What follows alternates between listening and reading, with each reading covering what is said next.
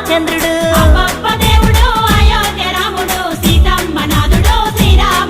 ఇక తండ్రి మాట దాటక అడవి దారి నడిచెను సీతమ్మ లక్ష్మణాథ శ్రీమన్నారాయుడు